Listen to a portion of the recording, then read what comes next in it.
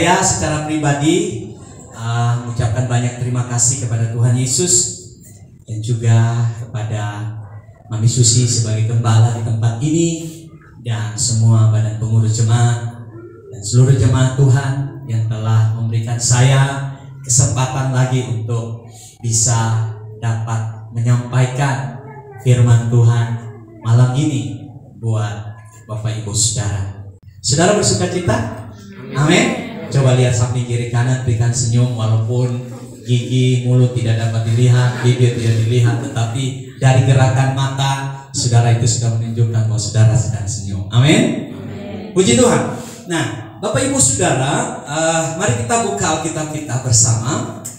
Waktu kita sangat singkat, tetapi saya berdoa malam ini kita mendapat sesuatu dari Tuhan melalui firman-Nya.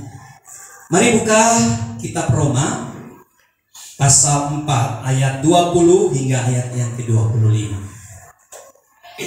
Kitab Roma pasal 4 ayat 20 sampai ayat 25. Ya, Roma ada di perjanjian baru. Kalau Bapak Ibu Saudara cari di perjanjian lama, sampai Tuhan Yesus datang tidak ketemu. Ya, saya akan baca buat kita.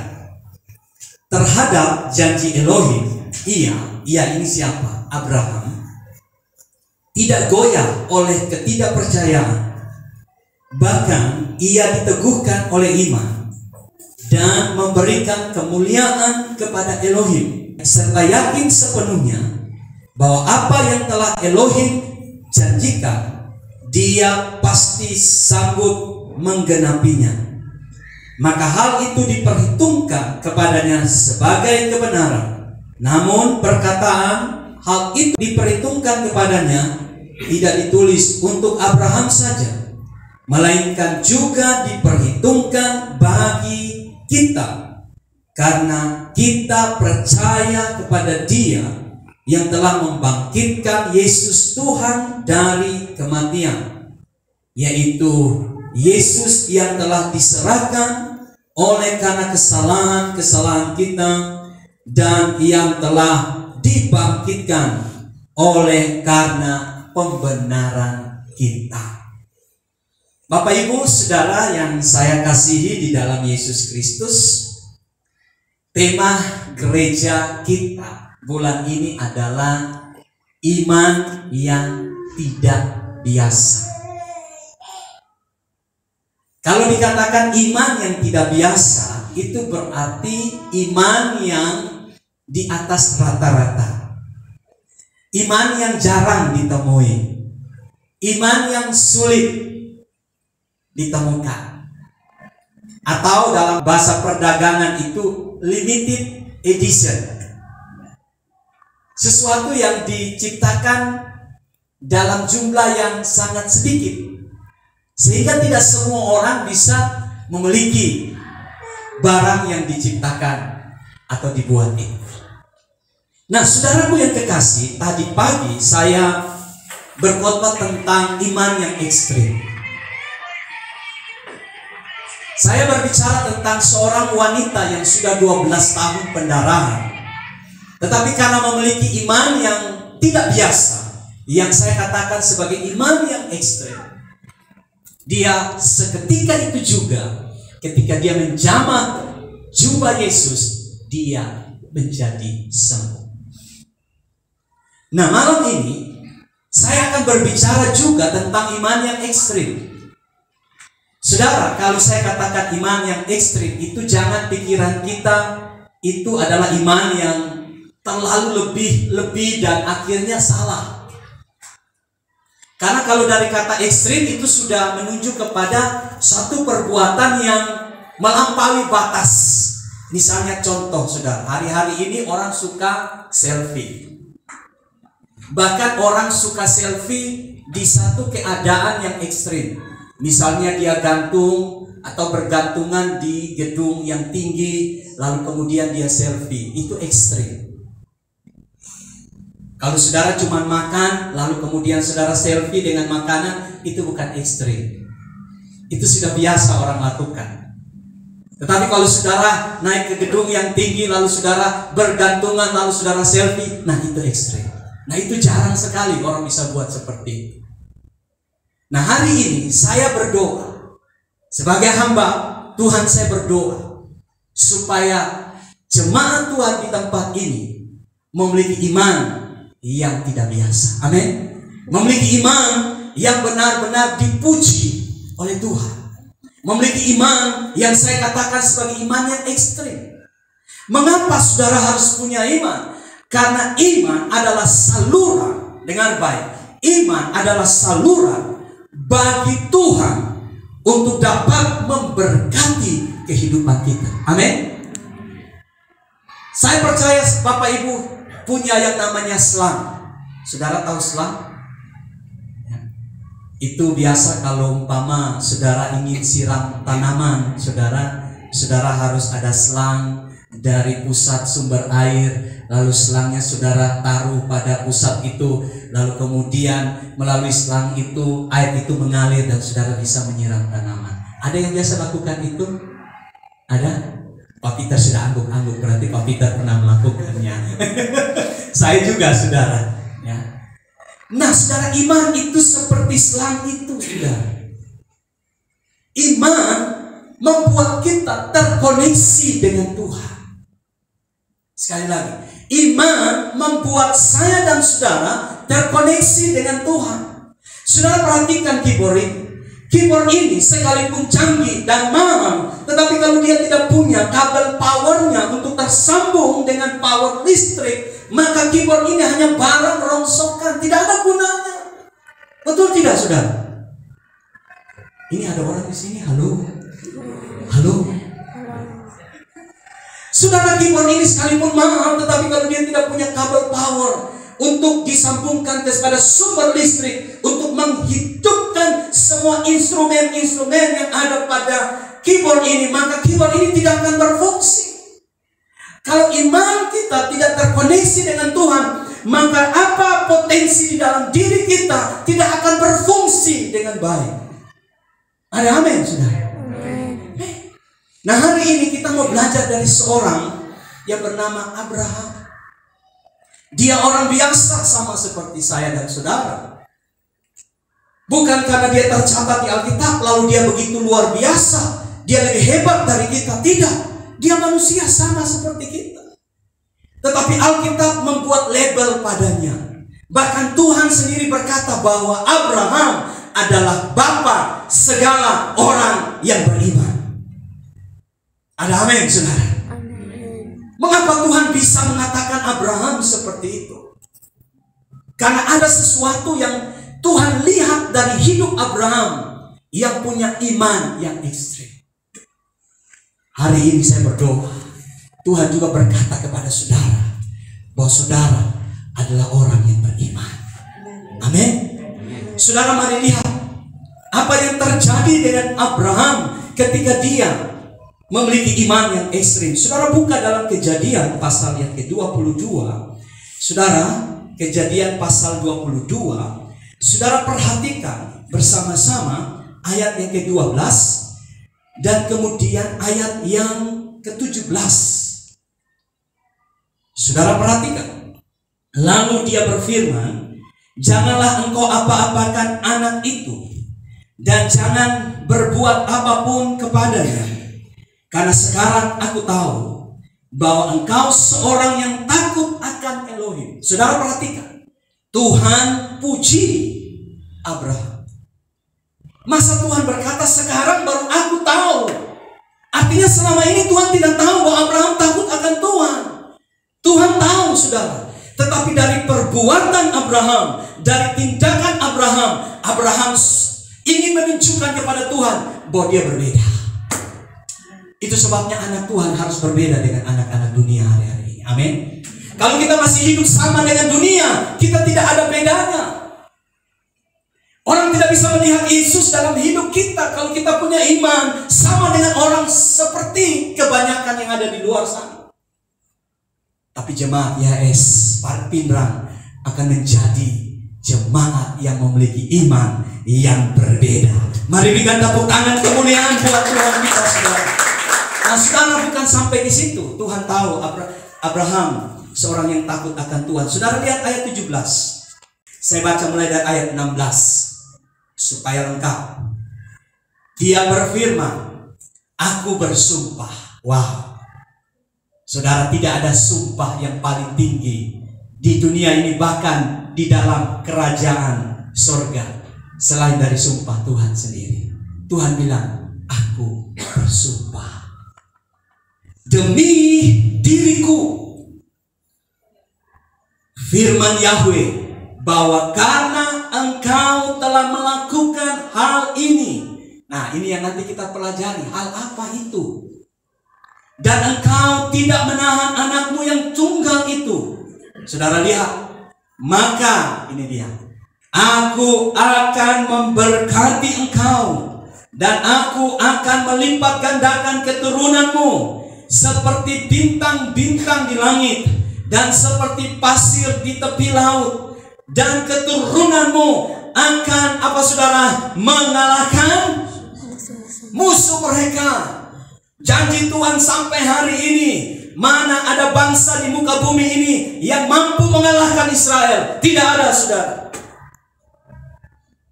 Bahkan Amerika sebagai negara adidaya membangun relasi dengan Israel, sebab mereka tahu janji Tuhan. Saudara lihat, keturunanmu akan mengalahkan musuh mereka. Janji Tuhan tergenapi. Amin. Dan saudara lihat janji selanjutnya. Dan oleh keturunanmu segala bangsa di bumi akan diberkati, karena engkau mendengarkan firman-Ku. Saudara, maukah saudara janji Tuhan yang sama juga terjadi dalam hidup saudara? Berapa banyak saudara malam ini berkata, Tuhan, aku mau menerima janji berkat-Mu. Aku mau melihat keluargaku dipulihkan. Aku mau melihat anak-anakku dipulihkan. Aku mau lihat rumah tanggaku dipulihkan. Aku mau lihat usahaku naik dan bukan turun. Aku mau lihat pelayananku diberkati Tuhan. Siapa yang mau boleh angkat tangan. Hari ini saya percaya apa yang saudara imani akan terjadi dalam hidup saudara. Amin. Nah, ini dia saudara. Ini rahasia. Saudara, tadi Mami Susi sudah pesan jam 8 sudah selesai ibadah. Saya biasa khotbahnya 1 jam lebih, saudara. Wih, saudara langsung kaget. Saudara, biasanya pengkhotbah kalau sudah di mimbar itu sudah lupa waktu. Tapi puji Tuhan, di gereja ini ada waktu. Tinggal 20 menit lagi, saudara. Dan saya tidak bicara panjang. Buat apa bicara firman panjang kalau nanti masuk telinga kanan, keluar telinga kiri? Tapi hari ini saya percaya firman itu masuk sampai ke dalam hati saudara. Amin. Dan saya pastikan saudara, ketika saudara keluar dari tempat ini, hidup saudara berubah. Amin. Ketika saudara keluar dari tempat ini, saudara akan lihat besok, minggu depan, bulan depan, tahun ini ada perkara ajaib yang terjadi dalam hidup saudara. Ada, amin. Berikan tepuk tangan kemuliaan buat Tuhan kita. Nah saudara, ini rahasianya. Mengapa Tuhan bersumpah? Mengapa Tuhan berjanji memberkati Abraham? Saudara, mari kita lihat dulu apa itu iman. Abraham punya iman. Saya percaya saudara juga punya iman. Saudara, iman itu bukan hasil kerja kita. Sekali lagi, iman itu bukan hasil kerja saudara. Firman Tuhan dalam Roma pasal 10 ayat 17 katakan, iman itu timbul karena pendengaran akan firman Kristus. Amin. Ketika saudara dengar firman, Roh Kudus bekerja di hati saudara. Lalu tiba-tiba saudara percaya kepada apa yang firman Tuhan katakan. Itu iman. Nah saudara, ternyata iman itu bukan sesuatu yang abstrak. Sekali lagi, ini banyak orang sering kali salah mengartikan iman. Saya meluruskan di sini saudara. Saya bukan seorang pakar teologi, tetapi sudah 20 tahun saya melayani Tuhan dan saya belajar tentang iman. Bahkan saya hidup di dalam iman. Bahkan hari ini saya ada karena iman kepada Yesus. Saudara, di dalam perjanjian lama, khususnya dalam masa Abraham, iman itu adalah sebuah kepercayaan kepada Tuhan. Nah, itu sesuatu yang abstrak. Kita terima keselamatan karena iman. Ada amin? Saudara percaya Yesus, saudara selamat. Itu harga mati. Tidak perlu saudara usaha untuk keselamatan saudara. Tidak perlu saudara tambah-tambah. Oh, karena saya rajin beribadah. Oh, karena saya rajin memberi. Oh, karena saya rajin melayani Tuhan. Oh, karena suara saya bagus. Tidak, saudara. Keselamatan tidak dipengaruhi oleh apa yang saudara buat. Keselamatan hanya dikerjakan oleh Yesus dan saudara terima melalui iman. Dan karena iman, saudara diangkat menjadi anak Tuhan. Dan saudara terima keselamatan. Dan keselamatan itu absolut, tidak dapat direbut oleh siapapun. Ada amin?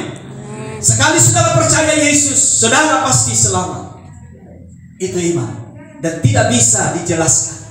Tetapi rupanya surat Yakobus mencoba untuk membuat kita mengerti bahwa iman tidak hanya sesuatu yang abstrak, tapi iman itu adalah sesuatu yang dapat dilihat. Mari buka surat Yakobus. Yakobus pasal yang kedua, ayat yang ke-17. Yakobus pasal 2 ayat yang ke-17. Firman Tuhan berkata, demikian pula iman.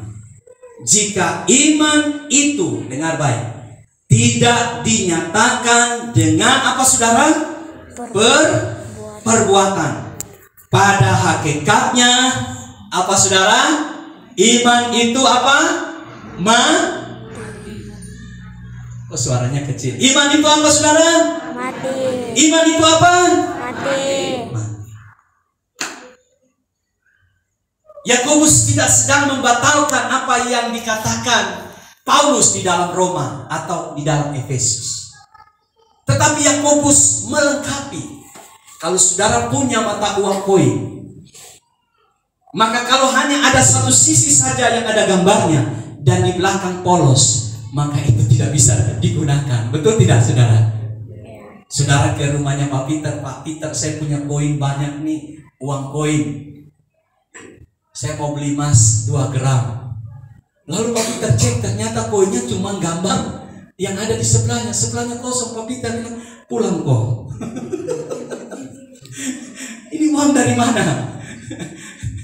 Saudara, artinya uang itu berlaku kalau sisi yang satu ada gambarnya dan sisi yang satu juga ada. Yang dikeluarkan oleh pemerintah. Nah, iman, kalau kita katakan hanya percaya kepada Yesus, tetapi dengan baik, tidak diwujud nyatakan, tidak bahasa terkerennya itu saudara, teraplikasi ya, tidak dilihat di dalam perbuatan kita, maka hari ini saya mengatakan bahwa iman saudara, iman yang mati. Sekali lagi saudara, ini penting. Kalau kita katakan Tuhan, aku cinta Tuhan, Tuhan, aku mengasihi Tuhan, tetapi itu hanya di bibir mulut saudara, nah ini dia, tidak dilihat di dalam tindakan saudara, maka apa yang saudara katakan tidak ada faedahnya. Amin. Sampai di sini saudara bisa tangkap. Ada amin? Amin. Nah, itu yang Abraham miliki. Mengapa Abraham punya iman yang ekstrim sampai Tuhan berkata, aku bersumpah, aku memberkati engkau sampai kepada keturunanmu, engkau akan menjadi bangsa yang besar seperti bintang di langit dan pasir di tepi laut. Tidak ada bangsa manapun yang mampu mengalahkanmu. Aku pembelamu. Saudara lihat, mengapa Abraham begitu dibela oleh Tuhan? Karena Abraham punya iman yang ekstrim. Ekstrimnya di mana saudara? Dia bukan saja, Tuhan, aku mau ikut engkau, tetapi saudara, ketika saudara baca Kejadian 22, ketika Tuhan berkata, Abraham, aku minta anakmu yang tunggal itu. Di satu sisi saudara, Abraham tunggu anaknya itu 25 tahun. Itu bukan waktu yang saudara singkat, itu waktu yang cukup lama. Saya ketemu satu keluarga yang 7 tahun tidak punya anak. Sudah gelisah, saudara. Pak Pendeta doakan supaya kami punya anak. Baru 7 tahun, Abraham 25 tahun. Kodong, saudara. Tambah kodong lagi, saudara. Ya kan, orang Makassar selalu ngomong begitu kan. Apa-apa kodong. Itu artinya berat sekali, saudara. Saudara sakit gigi 1 hari, semalam saja, bisa saudara tidur. Saya di sini sudah pernah sakit gigi. Ada ya? Gimana rasanya, saudara? Ketika nyut-nyut di gigi saudara pindah ke kepala saudara. Itu seperti saudara lihat orang itu seperti semuanya salah.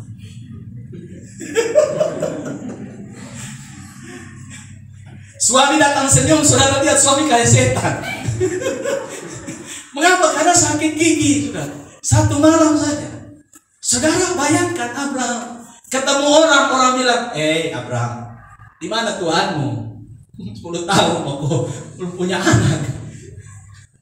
25 tahun. Tetapi waktu dia dapat, saudara, 25 tahun tunggu, dapat. Saudara senangnya minta ampun. Tapi ketika Ishak bertumbuh jadi remaja, Tuhan bilang, Abraham, ya, kamu kan bilang beriman padaku. Sekarang aku minta yang kamu cintai itu. Saudara, saya mau kasih tahu saudara, Abraham bukan orang yang tidak punya harta benda. Abraham sangat kaya dan benar-benar kaya. Tetapi ketika dia dapat Ishak, harta yang paling berharga dalam hidup Abraham bukanlah kambing dombanya, tetapi Ishak adalah harta yang paling berharga di hatinya.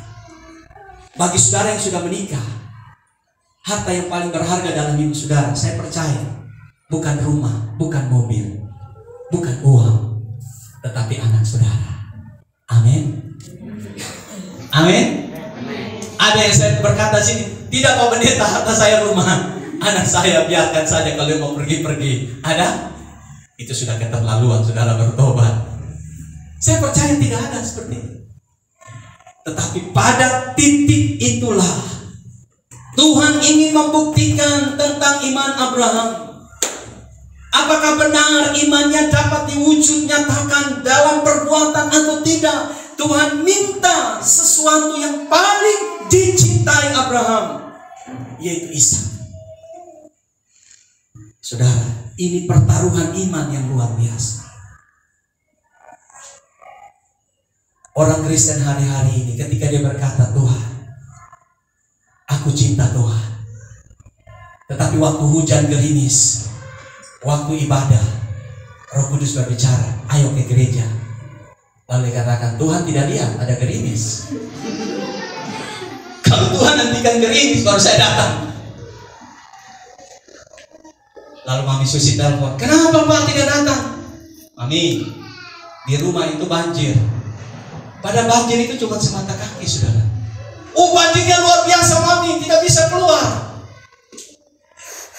Saudara perhatikan, kalau saudara ingin punya iman ekstrim seperti Abraham, maka satu saja yang saya mau bagi malam ini, dan kalau saudara lakukan, saudara akan melihat perbedaan yang luar biasa dalam hidup saudara.